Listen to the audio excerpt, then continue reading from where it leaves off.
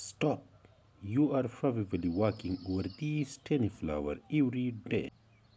Look at these tiny pink wildflowers blooming close to the ground. Each flower has a soft round shape with a bright center, like a miniature garden hidden in the forest. This plant grows low and spread gently, creating a natural carpet of colors. It's often found in moisture soil, shaded area, and forest edge. Despite its small size, it attracts tiny pollinators and adds beauty to the ecosystem. Small flowers, big beauty in nature.